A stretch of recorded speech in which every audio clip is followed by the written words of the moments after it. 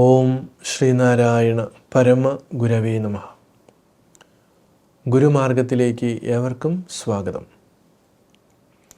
പലപ്പോഴും പലരും ചോദിക്കുന്ന കേട്ടിട്ടുണ്ട്, എന്തുകൊണ്ടാണ് അരുവിപ്പുറം മൂലസ്ഥാനമാണ് എന്ന് പറയാൻ കാരണം. തീർച്ചയായിട്ടും അത് നമ്മൾ ഓരോരുത്തരും അറിഞ്ഞിരിക്കേണ്ട ഒരു കാര്യമാണ്. ശ്രീനാരായണ ഗുരുദേവൻ മരുത്വാമലയിലെ തപസ്സിന് ശേഷം, അതായത് ആത്മസാക്ഷാത്കാരത്തിന് ശേഷം ഗുരു വന്നെത്തിയ പുണ്യമായിട്ടുള്ള സങ്കേതമാണ് അരുവിപ്പുറം. ഈ അരുവിപ്പുറത്ത് ഗുരുവിൻ്റെ സാധന, തപസ്, ധ്യാനം തുടരുന്നതിനോടൊപ്പം തന്നെ ഗുരു ചുറ്റുപാടുമുള്ള, അതായത് കേരളത്തിൻ്റെ അന്നത്തെ സാമൂഹികമായിട്ടുള്ള വ്യവസ്ഥ, മനുഷ്യന് റോഡിലൂടെ നടക്കുന്നതിന്, ക്ഷേത്രങ്ങളിൽ പോകുന്നതിന്, വിദ്യാഭ്യാസത്തിന് ഒന്നിനും ഒരു സ്വാതന്ത്ര്യമില്ലാതിരുന്ന ഒരു വളരെ ക്രൂരമായിട്ടുള്ള ഒരു മാനസികാവസ്ഥ നിലനിർത്തിക്കൊണ്ടിരുന്ന ഒരു ഭരണവർഗം, അവരുടെ കാൽക്കീഴിൽ ഇങ്ങനെ ഞെരിഞ്ഞമർന്നുകൊണ്ടിരുന്ന ഒരു ജനത, പ്രത്യേകിച്ച് വിദ്യാവിഹീനരായിരുന്ന, വിദ്യാഭ്യാസമില്ലാതിരുന്ന ഒരു ജനതയാണ്. സാമാന്യം അവർക്ക് വിദ്യാഭ്യാസമൊക്കെ ഉണ്ട്. കാരണം വൈദ്യവും ജ്യോതിഷവും ഒക്കെ കൈകാര്യം ചെയ്തിരുന്നു അതിൽ ഭൂരിഭാഗം ആളുകളും. വളരെ കുറച്ച് പേര് മാത്രമാണ് മറ്റുള്ള ജോലികൾക്ക് പോയിക്കൊണ്ടിരുന്നത്. പക്ഷേ അവിടെയൊക്കെ ഒരു മാനസികമായിട്ടുള്ള അടിമത്വം ഈ ഭരണവർഗം ഇവരിലേക്ക് അടിച്ചേൽപ്പിച്ചിരുന്നു. അത് എപ്പോഴും എവിടെയും ഏത് രാജ്യത്തും നടക്കുന്ന ഒരു കാര്യമാണ്. അത് എല്ലാ മതങ്ങളിലും നമ്മൾക്കത് കാണാം. ഒരു സ്വാർത്ഥ വർഗം, അവർ ഭരണവർഗമായിരിക്കും. അത് മതത്തിലായാലും രാഷ്ട്രീയത്തിലായാലും എവിടെ നമ്മൾ നോക്കിയാലും നമുക്ക് കാണാൻ പറ്റും. ഒരു വർഗം അവരെപ്പോഴും അവരാണ് ഏറ്റവും സുപ്രീം, മറ്റുള്ളവരൊക്കെ ഞങ്ങളുടെ താഴെയാണ്, ഞങ്ങൾ പറയുന്നത് അനുസരിക്കണം. അങ്ങനെ അത് ക്രമേണ അതിക്രൂരമായ രീതിയിൽ വളരെ മോശമായ അവസ്ഥയിലേക്ക് എത്തിപ്പെടുകയാണ്.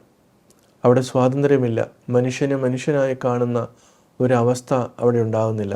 അടിമകളാക്കി ഇന്നും നമ്മൾക്ക് കാണാം, ലോകത്തിൻ്റെ പല സ്ഥലങ്ങളിലും മനുഷ്യനെ അടിമകളാക്കി വെച്ചുകൊണ്ട് മറ്റൊരു മനുഷ്യൻ അവനെ പരമാവധി ചൂഷണം ചെയ്യുന്നു.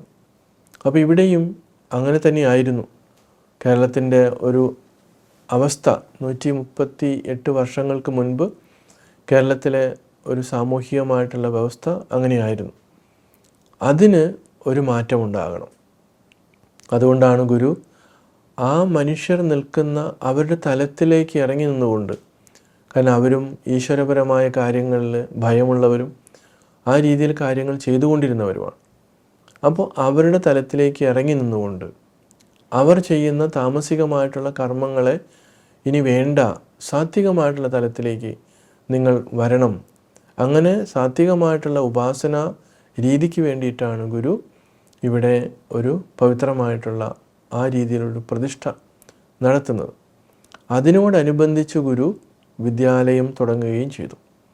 അപ്പോൾ ഇങ്ങനെ ആയുസ്സും വപസ്സും ആത്മതപസ്സും ഗുരു ബലിയർപ്പിച്ച പരമപവിത്രമായിട്ടുള്ള സങ്കേതമാണ് അരുവിപ്പുറം. അതുകൊണ്ട് തന്നെ ഗുരുവിൻ്റെയും ഗുരുവിൻ്റെ ഭക്തന്മാരായിട്ടുള്ളവരുടെയും അനുയായികളുടെയും ഒക്കെ അവരുടെയും മൂലസ്ഥാനം ഇവിടെ നിന്നാണ് എല്ലാം ഉണ്ടായത്. ഈ ഗുരു ഇവിടെ പ്രതിഷ്ഠ നടത്തിയതിന് ശേഷമാണ് മറ്റു പല സ്ഥലങ്ങളിലേക്കും ക്ഷേത്രങ്ങൾ നിർമ്മിക്കുന്നതിനും ആളുകൾ ഗുരുവിനെ കൂട്ടിക്കൊണ്ടു പോകുന്നതിനുമൊക്കെ കാരണമായിട്ടുള്ളത്. അതുകൊണ്ട് SNDP യോഗം തുടങ്ങുന്നതും ഇവിടെ നിന്നാണ്. സംഘടന കൊണ്ട് ശക്തരാകുവാൻ ഗുരു ആഹ്വാനം ചെയ്യുമ്പോഴും വിദ്യ കൊണ്ട് സ്വതന്ത്രരാകണമെന്ന് ഗുരു പറയുമ്പോഴും ഒക്കെ അതിൻ്റെയൊക്കെ മൂലസ്ഥാനത്ത് എന്നും പ്രവർത്തിച്ചിരുന്നത് അരുവിപ്പുറം തന്നെയാണ്. തന്ത്രശാസ്ത്രം, ഇപ്പോൾ ശ്രീനാരായണ ഗുരുദേവ ഭക്തന്മാരുടെ ഇടയിൽ തന്ത്രസ്ഥാനങ്ങളുണ്ട്. തന്ത്രിമാരുണ്ട്, വൈദികന്മാരുണ്ട്. അവിടെയൊക്കെ നമ്മൾ നോക്കുമ്പോഴും ഗുരു ഈ പ്രതിഷ്ഠ നടത്തിയതിന് ശേഷം അവിടുത്തെ ആദ്യത്തെ പൂജാരിയായി നിയമിച്ചത് ഭൈരവൻ ശാന്തി സ്വാമികളെയാണ്. അപ്പോൾ താന്ത്രിക രീതിയിൽ നോക്കുമ്പോഴും അല്ലെങ്കിൽ വൈദിക രീതിയിൽ നോക്കുമ്പോഴും അതിൻ്റെ മൂലസ്ഥാനം ഇവിടെ നിന്നാണ്. അങ്ങനെയാണ് മറ്റ് ഇന്ന് പടർന്ന് പന്തലിച്ച് നിൽക്കുന്ന വലിയൊരു സംസ്കാരം അല്ലെങ്കിൽ ശ്രീനാരായണ ഗുരുദേവൻ്റെ പേരിൽ നിലനിൽക്കുന്ന പ്രസ്ഥാനങ്ങൾ. അപ്പോൾ അവരെല്ലാവരും തിരിച്ചറിയേണ്ടുന്ന, എല്ലാവർക്കും ഒരേപോലെ ഉത്തരവാദിത്വമുള്ള, പ്രത്യേകിച്ച് ഈ സംരക്ഷിക്കുവാൻ ഉത്തരവാദിത്വമുള്ള, കടമകളുള്ള ആളുകളാണ് ഗുരുഭക്തൻ, അതുപോലെ ഗുരുവിൻ്റെ അനുയായികൾ, അതുപോലെ ശ്രീനാരായണ ഗുരുദേവൻ്റെ പേരിലുള്ള സംഘടനകളിൽ പ്രവർത്തിക്കുന്നതിൻ്റെ ഉത്തരവാദിത്വപ്പെട്ട അതിൻ്റെ ഭാരവാഹികളൊക്കെ. അപ്പോൾ ഇതെല്ലാവരും കൃത്യമായിട്ടത് മനസ്സിലാക്കി അരുവിപ്പുറത്തോട് അവർക്ക് ചെയ്യേണ്ടുന്ന കടമകളെ മുടങ്ങാതെ ചെയ്യേണ്ടുന്ന ഉത്തരവാദിത്വം അത് ഓർമ്മിപ്പിക്കുകയാണ്. അതുകൊണ്ട് ഓരോരുത്തരും അറിഞ്ഞിരിക്കേണ്ടത് നമ്മളുടെ എല്ലാം ഗുരുഭക്തരുടെയും ഗുരുവിനെ പിന്തുടരുന്നവരുടെയും മൂലസ്ഥാനം, കേന്ദ്ര ബിന്ദു എന്ന് പറയുന്നത് അരുവിപ്പുറമാണ്. തീർച്ചയായിട്ടും ആ ഒരു അവബോധത്തോടു കൂടി തന്നെ വേണം അരുവിപ്പുറത്തേക്ക് വരുവാനും ഗുരുവിനെ കാണുവാനും ഗുരുവിനെ മനസ്സിലാക്കുവാനും എന്ന് ഓർമ്മപ്പെടുത്തുന്നു. ഏവർക്കും നമസ്കാരം.